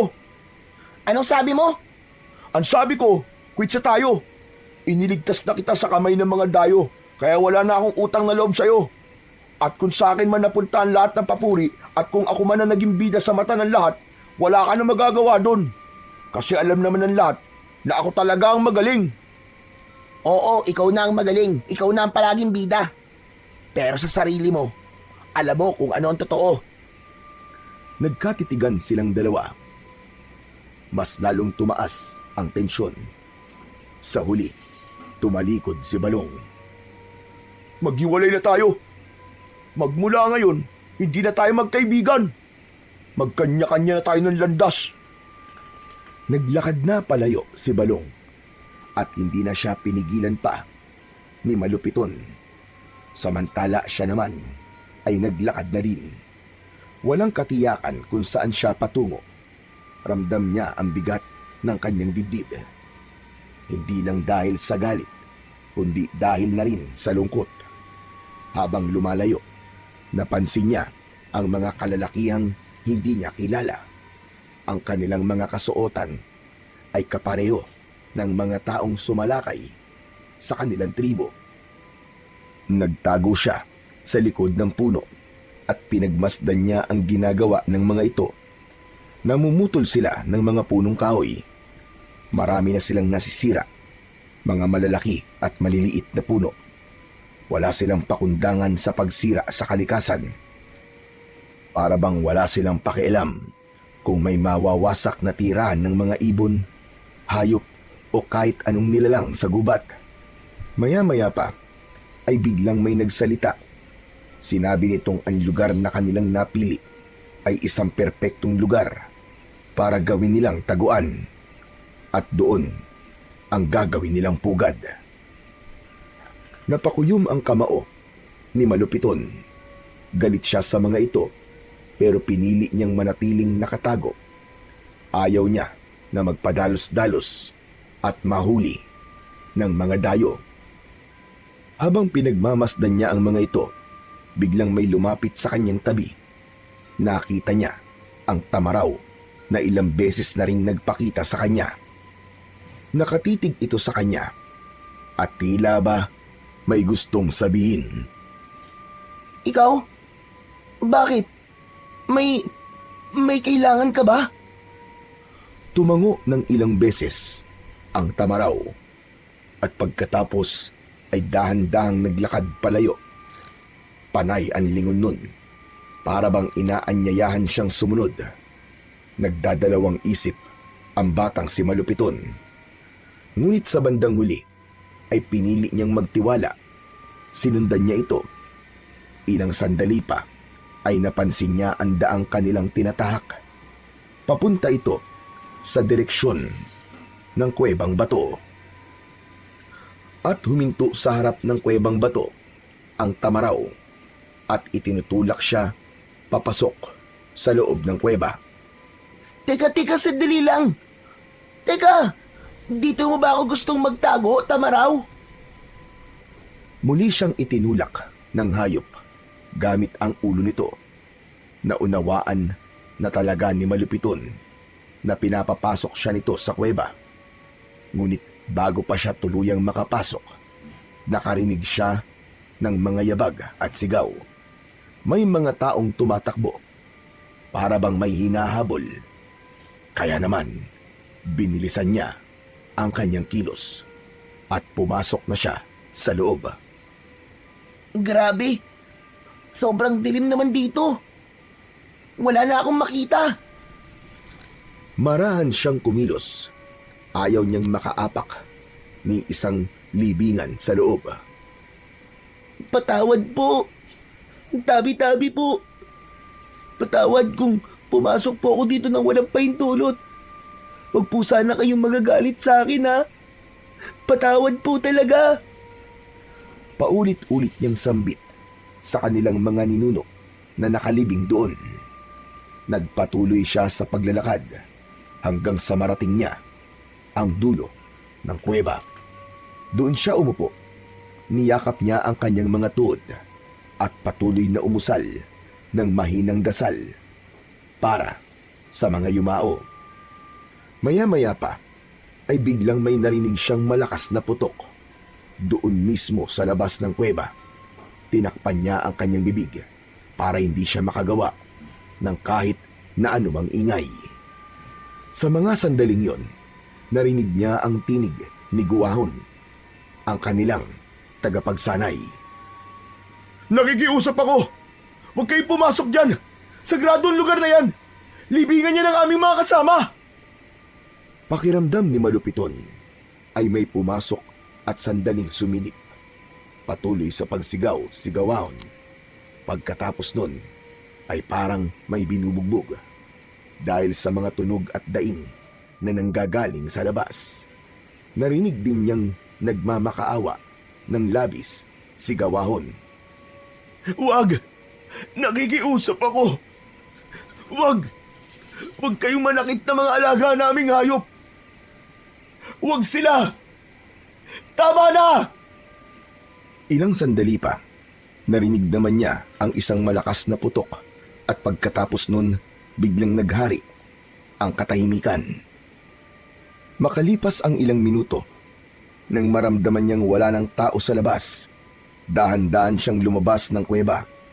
Ngunit isang masakit na tanawin ang bumungad sa kanya. Ang Tamaraw, nakahandusay, duguan at may tama ng baril sa katawan.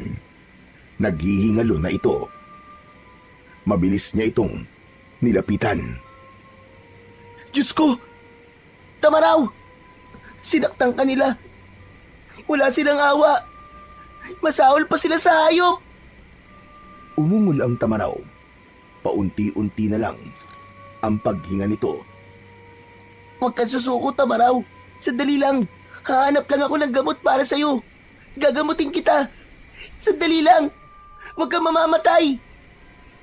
Naghanap siya ng halamang gamot sa paligid. Piniga niya ang daon at sinubukan itong ipatak sa sugat ng hayop. Ngunit alam niya na hindi sapat yun. Ang dugo ay patuloy pa rin na dumadaloy. Patawad, Tamaraw. Iniligtas mo ko. Pero ako wala akong nagawa para sa'yo. Patawad talaga. Umiyak siya nang makitang nawalan na ng hininga ang Tamaraw. Ngunit bago pa siya lamunin ng matinding lungkot, biglang lumiwanag ang paligid. Sa harapan niya, lumitaw ang isang diwata. Malupiton, dumating na ang oras. Ihanda mo ang iyong sarili, sapagkat narito na ang araw na itinakda. Ikaw ang magiging tagapagtanggol ng iyong mga katribo. Paanong... Hindi ikaw ang pumili ng iyong kapalaran, Malupiton. Ang aking alaga, ang Tamaraw, ang siyang nagpasya. Sa kanyang pagpanaw, nais niyang ipamana sa iyo ang mutyang matagal na niyang iniingatan. Isang kapangyarihan na magagamit mo upang ipagtanggol ang iyong mga kababayan laban sa mga mananakop. Teka, ako po? Bakit po ako? Mahina po ako at hindi magaling. Si Balong, hindi ba't siya ang dapat dahil magaling siya, malakas at saka matapang? Umiling ang diwata at marahang lumapit sa kanya. Hindi lakas o tapang ang sukatan ng tunay na mandirigma, kundi ang pusong handang magsakripisyo kahit walang kapalit. At ikaw yun, Malupiton, hindi siya. Talaga po? Makinig ka sa akin. Kumuha ka ng sisidlan at sahurin mo ang kanyang dugo. Ipahid mo ito sa iyong katawan at ikaw ay hindi tatablan ng mga bala o tabak ng kaaway. At ito ang kanyang sungay. Kunin mo. Ito ang iyong magiging sandata. Sa iyong kamay, ito'y magiging kasintalim ng anumang armas na gawa ng tao. Ang sungay na ito ang magbibigay sa iyo ng kapangyarihang wasakin ang iyong mga kalaban. Ang mutya ng Tamaraw? Kung ganun, ay totoo nga ang kwento ni Lolo tungkol sa alamat. Ngumiti ang diwata sa kanya, pero maya-maya pa ay bigla ring sumeryoso at tinitigan siya. Makinig kang mabuti, Malupiton. Ang dugo at sungay ng Tamaraw ay hindi lang isang biyaya. Ito rin ay maaaring maging sumpa kung gagamitin mo sa kasamaan. Kapag ginamit mo ito sa pansariling kagustuhan, ikaw ay lalamunin ng taglay nitong kapangyarihan. Pero dahil alam kong mabuti kang bata, tanggapin mo ang biyaya na galing sa aking pinakamamahal na alaga. Kung yan po ang hiling niyo, mahal na diwata, tinatanggap ko po. Kung ganon, ipinagkakaloob ko na sa iyo ang kapangyarihan. Pagsilbihan mo at ipagtanggol ang iyong tribo. Ipaglaban mo ang kanilang buhay, ang inyong mga lupa, at ang inyong kinabukasan. Lumakad na palayo ang mahiwagan diwata. Ilang sandali pa, nakita niya mismo sa kanyang mga mata ang pagbangon ng kaluluwa ng Tamaraw. Sumunod ito at sumabay sa diwata.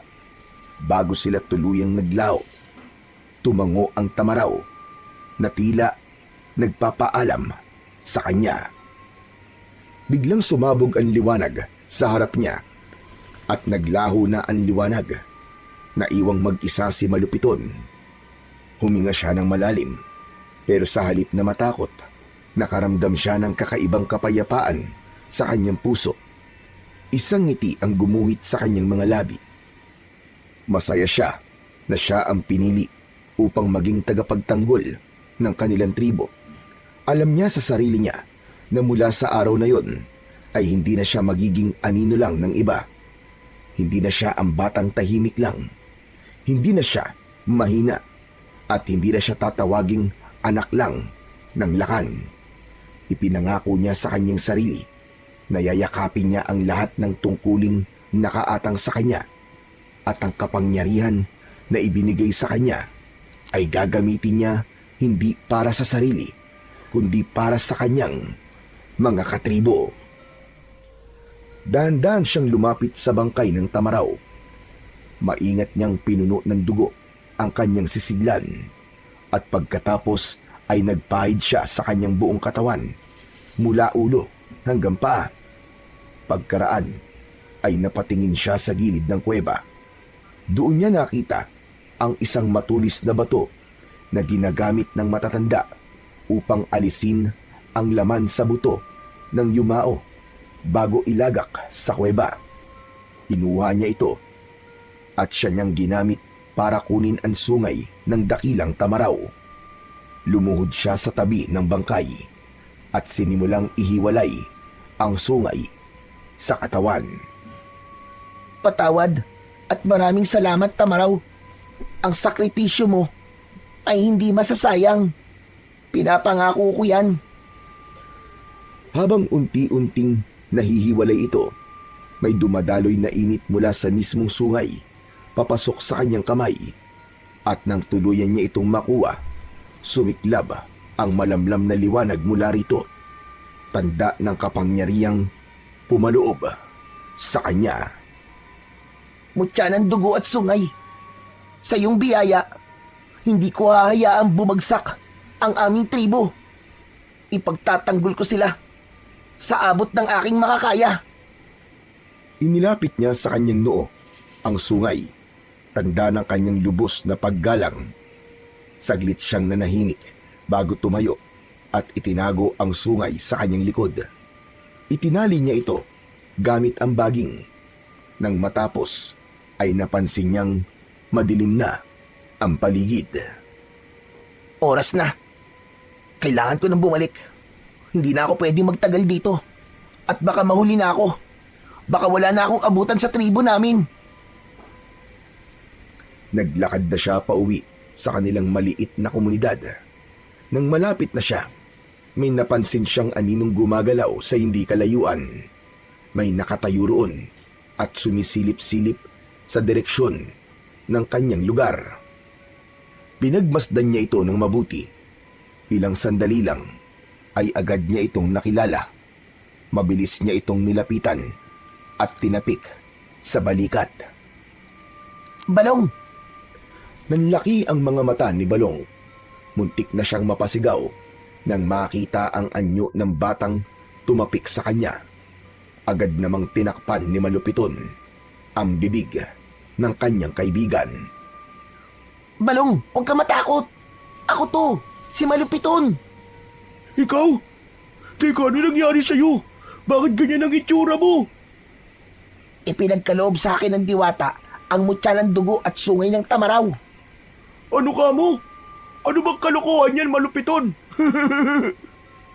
Maniwala ka sa akin, Balong. Hindi ako nagbibiro.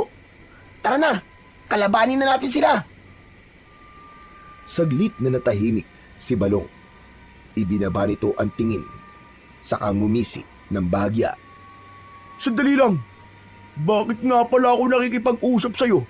Hindi na pala tayo magkaibigan. Kanya-kanya na tayo, di ba? Medyo tumaas ang kilay ni Malupiton. Ngunit hindi na niya hinayaan na humaba pa ang usapan. Nilambing niya na kagad ito at bahagyang hinawakan sa balikat. Nagsalita siya ng may sinseridad. Alam ko, at handa akong tanggapin ang lahat ng galit mo. Pero ngayon, kailangan nating magkaisa. Kailangan nating kalimutan ang tampuhan natin, Balong. Kung hindi tayo magtutulungan, hindi natin maililigtas ang ating mga kasama. Kailangan nating maging magkakampi sa laban na to. Tumitig si Balong sa kanya. Ilang sandali pa'y bigla na lamang nitong niyakap si Malupiton ng maigpit. Patawad, Malupiton. Alam ko namang mali ako eh. Patawarin mo ako, kaibigan, ha. Pinairal ko ang kayabangan ko at saka inggit. Pasensya ka na talaga. Pinisil ni Malupiton ang balikat ng kaibigan. Wala yun, Balong. Hindi tayo magkaaway. Simula ngayon, magkasangga na tayo dahil alam kong iisa lang ang gusto natin. Ang mailigtas, ang tribo natin. Oo, ililigtas natin sila. Panahon na para gamitin natin ang mga natutunan natin sa ating pagsasanay. Ano? Tara na? Tara! Naglakad na silang dalawa, papalapit sa kanilang nayon. Habang papalapit sila, napansin nila ang kakaibang tanawin. Ang mga dayo ay tila abala at may pinaghahandaang pagtitipon. Sa gitna ay may mga nagsisigawan at nagtatawa ng mga lalaki. May mga nag-iinuman at may mga nagluluto sa malalaking kawali na parabang may piyesta. Nagmasid pa ang dalawa. Tignan mo! Nakatabi na lang doon ang mga sandata nila. Oo nga. Mabuti pa. Yun ang una nating kunin. Tsak, na mahihina sila kung wala silang sandata. Madali lang to. Ako nang bahala. Madali lang para sa akin yan. Sanay ako dyan. Sigurado ka? Kaya mo? Bawal magkamali ah. Yakang-yaka ko. Pagkatapos nun, ano pala ang plano? Ako ang makikipaglaban. Ako ang haharap sa kanila. Ano? Ikaw? Ako nga. At ikaw ang bahala sa mga armas. Kunin mo at itago.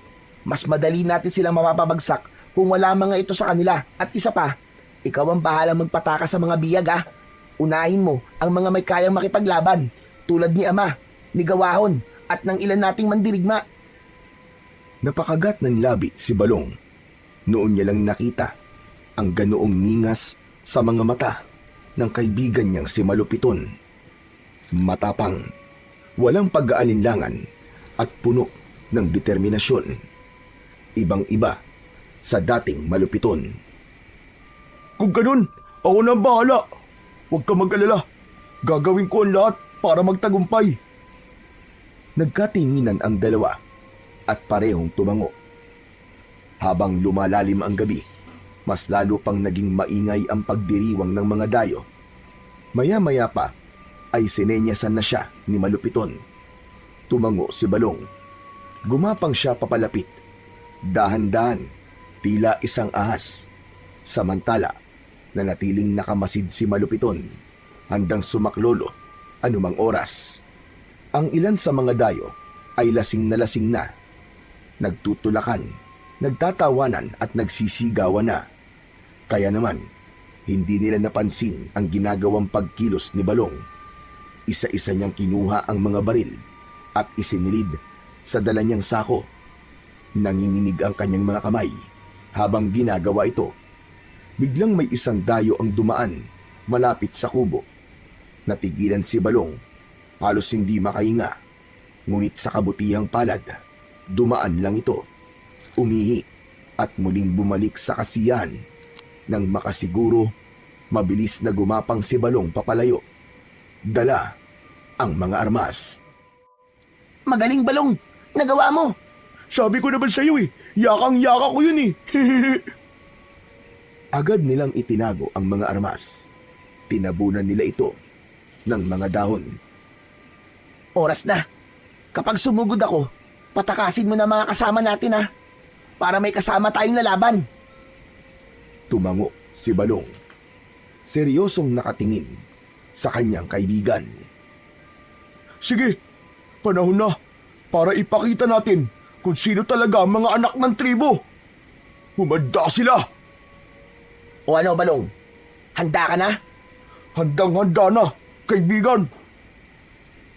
Sa mismong sandaling yon, lumabas mula sa kanyang pinagkukublian si Malupiton. Tumayo siya sa gitna at sumigaw. Umalingaw-ngaw ang kanyang tinig. Itinaas niya ang matalim na sungay ng Tamaraw. Lumayas kayo sa lupain namin! Mga sakim na dayo! Nung una ay nagulat ang mga ito nang makita ang anyo ni Malupiton. Ngunit di nagtagal ay bigla silang nagtawanan. May ilan pang nahulog sa kanilang mga upuan habang hawak ang kanilang mga tiyan. Mabilis na sumugod ang isa sa mga dayo. Dala ang kanyang tabak. Inundayan niya ng saksak si Malupiton. Ngunit para lang itong bumangga sa matigas na bato. Walang anumang bakas ng sugat sa katawan. Ang bata, agad na inihampas niya ang sungay ng Tamaraw sa tagiliran ng kanyang kalaban at sa isang tira, bumagsak ito ng pasadsad sa lupa at nawalan ng malay. Habang nagaganap yun, mabilis namang kumilos ang kaibigan niya na si Balong. Pumuslit siya sa kulungan kung saan nakatali si Lakan, si Gawawon at ang ilan pang mandirigma sa kanilang tribo. At sa isang iglap, kinalagan na niya ang lahat. Tuwang-tuwa ang lahat kay Balong sa pagkakaligtas niya sa mga ito. Ang galing mo! Mahusay ka talaga, Balong! Maaasahan ka talaga kahit kailan! Hangang-hanga na talaga ako sa'yo! Teka! Salamat! Pero hindi! Mali po! Hindi po ako ang dapat niyo pong hangaan! Ano? Teka! Ano bang ibig mo sabihin? Si Malupiton po! Siya po dapat kasi nandun siya ngayon at kinakalaban ng mag-isa ang mga dayo. Bilisan po natin! Kailangan po natin siyang tulungan! Baka mapahamak siya! Pagkatapos nun, napangiti si Gawahon kahit puno ng sugat ang kanyang katawan dahil sa pambubugbog sa kanya ng kanilang mga kalaban. Samantala ay nagulat naman ang Lakan nang marinig ang sinabi ni Balong.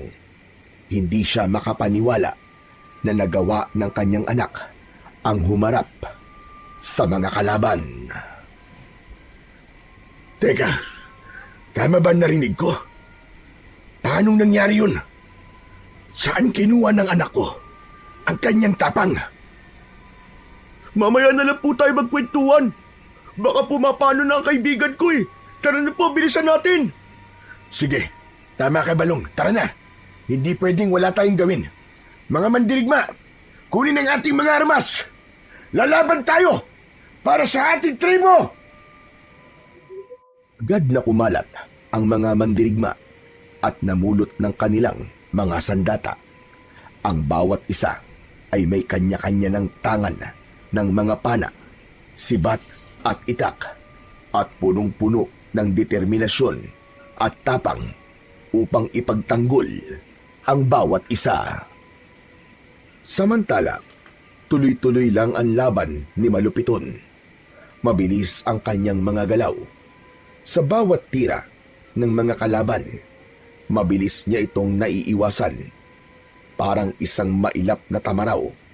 Mahirap nilang mahuli. Mahirap masukol. Ngunit sa kabila ng kanyang kakaibang lakas at bilis, ang lahat ng kalabang napapatumba niya ay hindi niya pinapatay. Sagrado ang buhay ng bawat nilalang para sa akin. Hindi ko kayang pumatay ng kaaway. Umalis na lang kayo at hayaan nyo kaming mamuhay dito ng tahimik. Biglang nagsitawanan ang mga dayo. Tila aliw na aliw sa bawat salitang ipinupukol sa kanila ng bata. Ilang saglit pa, isa sa kanila ang umabante at tumingala sa buwan. Unti-unti, nag-iba ang kanyang anyo. Dapat ba talaga kaming matakot sa'yo, ha bata? Napaatras si Malupiton nang makita ang pagbabagong anyo ng kanyang kalaban. Ang balat nito ay naging kulay itim. Humaba ang mga kuko at pangil na animo ay patalim. Naging isang nakakatakot na nilalang ng dilim. Teka, aswang? Tama ka bata, isang akong aswang. At alam mo bang naaakit ako sa amoy ng dugo mo? Wag ka lalapit. Hindi ako mangingimisaktan ka. Maniwala ka sa akin. Sasaktan mo ko. Pero hindi yun ang nakikita ko sa mga mata mo. Nararamdaman ko ang takot mo. Unti-unti na napaatras si Malupiton. Kita na ang kaba sa kanyang mga mata. Ang aswang ay dahan-dahang lumapit sa kanya. Ikaw, maliit na mandirigma. Ikaw ang magiging hapunan ko. Umabanti na ang aswang, kaya naman muling napaatras si Malupiton. Ngunit sa kanyang pag-atras, may bigla siyang nabangga. Nang lingunin niya, nakita niya ang kanyang ama na si Lakan Daturos, nakatayo sa likod niya. Huwag ka matakot. Alam mo bang nung kasing edad mo ko, ay may napatay na rin akong aswang noon? Talaga po? Oo, isinama ako ng lakan noon para daw mangaso. Pero hindi ko alam na aswang palang hahabulin at kakalabanin namin. Isang aswang na naligaw sa ating kagubatan. Namangha si Malupiton sa kanyang narinig. Ang kaba at takot na kanyang nararamdaman ay biglang nawala. Maigpit niyang hinawakan ang sungay at itinaas ito. Kung ganon, papatay na ako ng aswang ngayong gabi. Tulad ni Lolo at tulad niyo po, ipagtatanggol ko ang ating tribo. Yan, ganyan nga anak, tama yan. Magkasangga tayo dyan. Lalaban tayo hanggang kamatayan. Agad na pumwesto si Malupiton. Nakahawak sa sungay habang sila Kandaturos naman ay kumapit sa kanyang hawak na sibat. Ngunit bago pa sila makalaban ng sabay, biglang nag-iba na din ang anyo ng iba pandayo. Tulad ng mga naunang aswang, humaba rin ang kanilang mga kuko at pangil. Naging nakakatakot na nilalang ang kanilang mga anyo. Umabante agad si Malupiton at isinaksak ang sungay sa aswang na unang sumugod sa kanila. Agad na bumaon ang sungay at sa mabilis na sandali, nalusaw ang katawan ng aswang. Walang itinira, maski konting bakas. Dahil sa nakita, galit na sumugod ang iba pang mga halimaw. Pinuntirya nila ang ibang mandirigma ng tribo. Lumaban sila, pero ang lahat ng mga sibat ay nabali lang at ang mga palaso ay tumatalbog lang sa kanilang mga balat. Imposible! Hindi sila tinatablan! Anong gagawin natin? Nag-umpisa ng mangamba ang lahat. Ang ilan ay tumakas na, ang iba naman ay nawalan na ng pag-asa. Dahil sa kanilang takot, umatake ng sabay-sabay ang mga aswang. Madami agad ang nasugatan at merong napaslang. Dahil sa lagim na kanyang nakita, naisip niyang hindi na dapat panghinayangan ang buhay ng kanilang mga kaaway. Pumagitna si Malupiton. Biglang nagliyab ang hawak niyang sungay ng tamaraw. Dumaloy ang init nun sa kanyang mga bisig. Agad na sumugod ang isa, pero mabilis lang na tinapos ni Malupiton ang kanyang buhay. Nahiwa ito sa tiyan at nahati ang halimaw sa dalawang bahagi. Bumagsak ito sa lupa at hindi na muling nakabangon. At pagkatapos nito ay nasunog ang kanyang balat hanggang sa abo na lamang ang natira. Ang galing! Kaya nga! Isa kang ang tunay naman dirigma, anak! Tama! Isa kang ang anak ng lakan! Ang lupit mo, bata!